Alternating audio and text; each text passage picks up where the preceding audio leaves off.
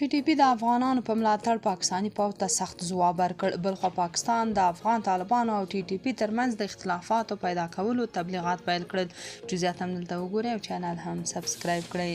د پاکستاني طالبانو تحریک یعنی ټي ټي پي په یوې خبرپاڼه کې د دغه هیواد د پوځ ویان احمد شریف چودري هغه څرګندونې شرموونکې بللې دي چې د یو پاکستاني وینې تر زرو افغانانو ارزښتناکه ګڼلې وه. د دغې وسلوالې ډلې په خبرپاڼه کې راغلي چې د پاکستان دغه ډول څرګندونې په ښکاره توګه د افغانانو وینې ته سپکاوی دی. همداراز هغه څرګندونې هم غندلې چې ګوند افغانان د هندوستان د لاسونو آلې ګرځېدلي دي. ټي ټي پي همداراز د پاکستان د پوځ ویان له لوري د بلوچ ملت پالو او د بشري حقونو فعالانو پر ضد کړې څرګندونې هم غندلې دي.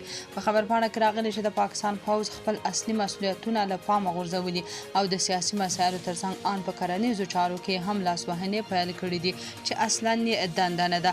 خو د پاکستان ایکسپریس ټریبیون ورځپاڼه وایي د طالبانو حکومت د پاکستان په غوښتنه د تحریک طالبان پاکستان پر ضد ځینې عملي اقدامات ترسره کړي دي. راپور کې راغلي چې پاکستان په لومړي ځل طالبانو ته قناعت ورکړای شو چې په افغانستان کې د پاکستان ضد ناقانونه وسلوالو ډلو پر ضد جدي اقدامات وکړي.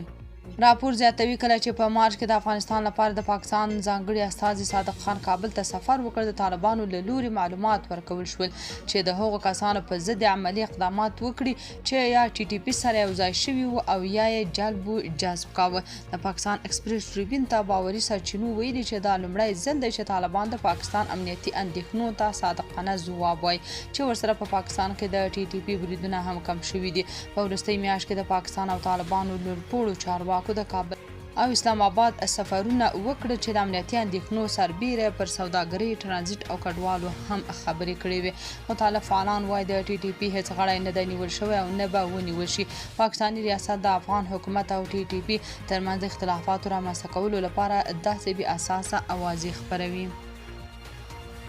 تاسو په دې اړه څه نظر لرئ؟ کمنټ کې شریک او چینل هم سبسکرایب کړئ.